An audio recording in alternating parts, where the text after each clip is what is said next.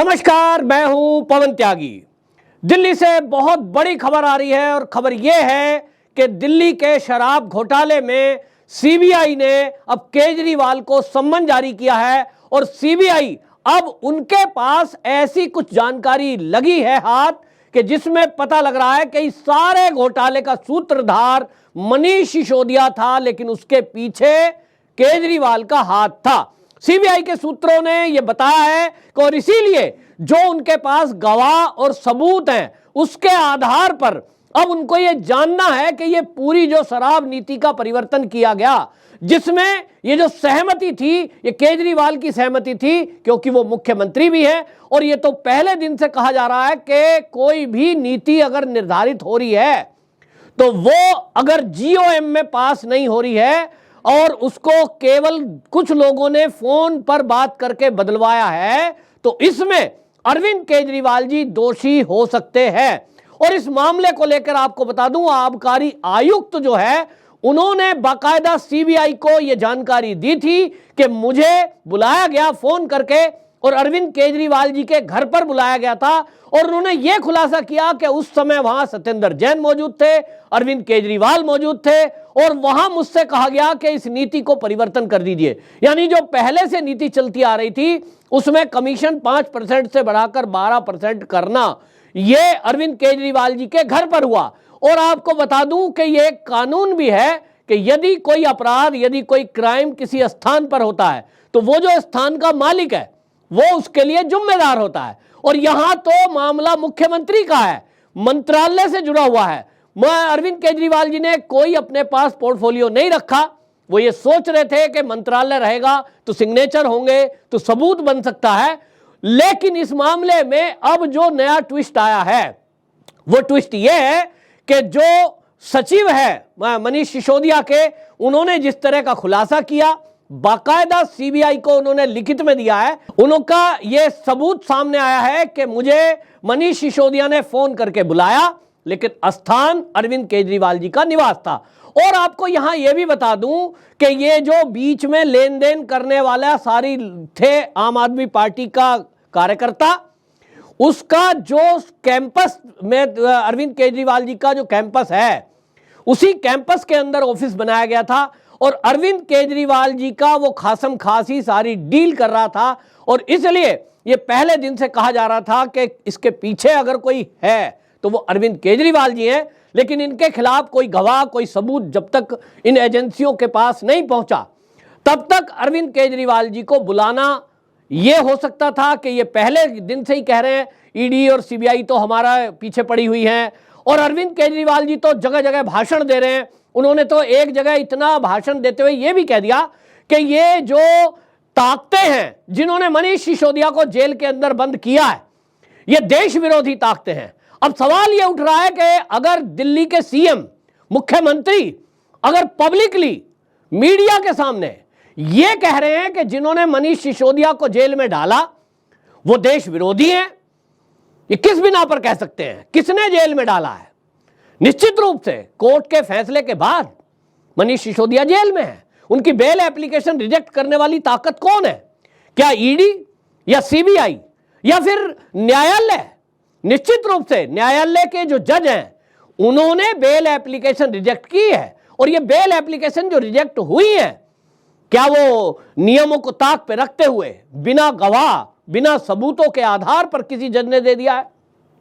क्या वो जिस सीबीआई की विशेष अदालत में केस चल रहा था, जो ईडी का केस चल रहा है, क्या उन जज साहब की पर्सनल कोई दुश्मनी है अरविंद केजरीवाल से, आम आदमी पार्टी से या मनीष सिसोदिया से कि भाई पर्सनल दुश्मनी चलती आ रही थी, फिर वो व्यक्ति जज बन गए, फिर ये मंत्री बन गए, केस सामने आया और उनको याद आ गया ये वही आदमी है जिससे मेरी दुश्मनी है, उन्होंने कहा इसको जेल में डाल दो।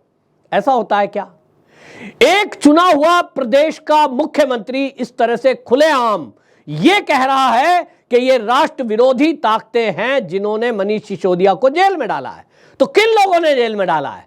ईडी हो या सीबीआई, वो अपना काम कर रही हैं, वो हमारे देश की एजेंसियां हैं और उसके अफसर जो हैं कई तो उसमें ऑफिसर आईपीएस रैंक के होते हैं, जो उसमें टॉप मोस्ट लोग हैं वो आईएएस लेवल के होते हैं। आप किस पर आरोप लगा रहे हो? लेकिन अरविंद केजरीवाल जी इस तरह का आरोप शायद इसलिए लगा रहे थे क्योंकि उनको कहीं ना कहीं यह आभास था कि आज नहीं तो कल एजेंसियों का शिकंजा उनके गले तक आएगा, फंसेंगे। क्योंकि आदमी को पता होता है, जिसने गलती की होती है उसे एहसास होता है कि मैंने कोई गलती की है। तो इसीलिए आपको बता दूं, सीबीआई ने इनको बुलाया है और 16 अप्रैल को इनको सीबीआई ऑफिस जाना है, इनसे जानकारी प्राप्त की जाएगी। लेकिन हमने यहां यह भी देखा कि संजय सिंह रोज एक प्रेस कॉन्फ्रेंस करते हैं, रोज ईडी पर प्रहार करते हैं। ये ईडी पर प्रहार क्यों कर रहे थे? इनके पीछे भी जो खुलासा हुआ ईडी के सूत्रों का, उन्होंने कहा कि इसमें संजय सिंह का भी नाम आ रहा है। जो इसमें गवाह सामने आए हैं, उन गवाहों ने कहा है कि संजय सिंह का नाम आया है क्योंकि संजय सिंह ने फोन करके यह कहा किन्हीं लोगों को कि भाई चुनाव आ रहा है और इसके लिए फंड जुटाना है। अब किसी ने अगर इतना भी बोला तो ईडी के सूत्र कहते हैं कि भाई हमें तो पूछना है कि आपने ऐसा, आपके ऊपर आरोप लग रहा है कि आपने चंदा उगाही करने की बात कही थी, आपने फंड जुटाने की बात कही थी, तो क्या यह फंड जुटाना आपके आदेश पर शुरू हुआ है? अब इसमें अगर कोई आदमी ये कहे रोज प्रेस कॉन्फ्रेंस करके, देखिए जी हमें तो जहर की पुड़िया दे दो, हमें तो जबरदस्ती फंसाया जा रहा है, तो ये जहर की पुड़िया क्या देने की कोई योजना है, कोई षड्यंत्र किया जा रहा है? ये कह देते हैं जेल में इनकी हत्या हो सकती है। ये किस तरह की बातें हैं? जेल मंत्रालय खुद दिल्ली सरकार के पास है, इनके सारे कर्मचारी इनके अंडर में हैं। लेकिन आपको याद होगा, यही आम आदमी पार्टी के संजय सिंह ये कह रहे थे कि ये जो सत्येंद्र जैन जेल के अंदर बंद है, मनीष सिसोदिया जेल में बंद है, इनको जेल में मारा जा सकता है। मतलब आप कुछ भी बोल दो जो आपके मुंह में आएगा। बहरहाल ये जो बड़ी खबर आई है जिसमें कि अब ये सामने आ गया है, इसमें आपको बता दूं अभी तक जिन लोगों से पूछताछ हुई है उसमें ये सारे कुछ हैं, जिसमें कि अरुण पिल्लई है, भूषण बेलगमी है, स्वामी प्रभुमे है, मनीष है, मनीष के सॉरी पीएस है, रिंकू, मनीष सिसोदिया जी के, इन सबसे पूछताछ हो चुकी है। और इसी आधार पर अभी आपको बता दूं कि ईडी पहले से ये कह रही थी कि इस मामले में सारा नीति निर्धारण करने वाले, ये तो उनकी चार्जशीट में है कि मनीष सिसोदिया हैं, लेकिन अब जिस तरह से मनीष सिसोदिया जी के पीए ने और आबकारी आयुक्तों ने ये नई चीजें खुलासा की हैं, आपको बता दूं कि इस मामले में अभी तक ये हुआ है कि इस सारे मामले में जितनी जानकारी प्राप्त ईडी और सीबीआई के पास हुई है, तो इससे इतना तो कोर्ट में उन्होंने प्रस्तुत कर ही दिया है कि वाकई में एक घोटाला हुआ है। इस बात का ना तो संजय सिंह जवाब देते हैं, ना केजरीवाल जी जवाब देते हैं, ना आम आदमी पार्टी का कोई जवाब देता है नेता कि अगर आपकी नीतियों में कोई गड़बड़ नहीं थी तो वो नीति वापस क्यों ली? आपकी लाइसेंसिंग प्रक्रिया पहले की तरह बहुत अच्छी थी, सरकार के फायदे में थी, तो आपने उसको वापस क्यों लिया? इसका कोई जवाब नहीं देते। तो अब कुल मिलाकर के सीबीआई के पास इस तरह के गवाह पहुंचे हैं। सूत्रों की माने तो कुछ मीडिया चैनलों ने अब इस खबर को ब्रेक किया है कि भाई सीबीआई के पास ये अब गवाहों के आधार पर ये जानकारी प्राप्त हुई है उन्हें कि अरविंद केजरीवाल जी के घर पर इस योजना में फेरबदल किया गया। उन्हीं के कहने पर यह सारा फेरबदल हुआ।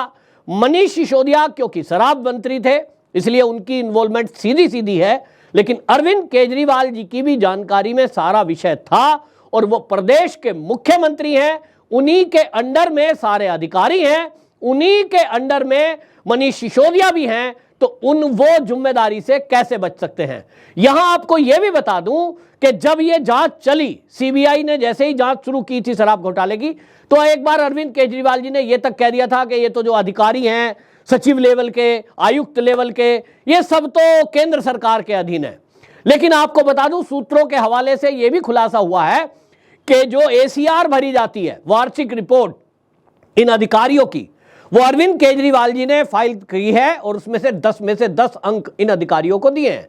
यानी एक तरफ आप उनके अच्छे काम के लिए 10 में से 10 नंबर दे रहे हैं, दूसरी तरफ आप उन पे आरोप लगा रहे हैं कि वो एलजी के दबाव में काम कर रहे हैं, वो तो केंद्र के आदमी हैं। यदि वो केंद्र के आदमी हैं, यदि वो केंद्र के आदमी थे, तो 10 में से 10 अंक उनको अरविंद केजरीवाल जी ने कैसे दिए? या मनीष सिसोदिया जी ने साइन किए हैं तो उन्होंने कैसे दिए? आपको लग रहा था कि उनका काम अच्छा है, काम से संतुष्टि थी, और इसी के कारण मनीष सिसोदिया जी ने अपने सेक्रेटरी को या आबकारी आयुक्तों को 10 में से 10 नंबर दिए। तो ये कुल मिलाकर साफ साफ दिख रहा है कि ये बहानेबाजी कर रहे हैं, बचने के लिए, लेकिन बचना नामुमकिन लग रहा है। जिस तरह से ईडी ने अब जांच करने के बाद, सीबीआई ने जिस तरह से अरविंद केजरीवाल जी को बुलाया है, अब लग रहा है कि कुछ चीजें सामने खुलकर आएंगी और इसमें बड़ा घोटाले का जो सूत्रधार है वो कौन है, ये सबके सामने आएगा। वंदे मातरम।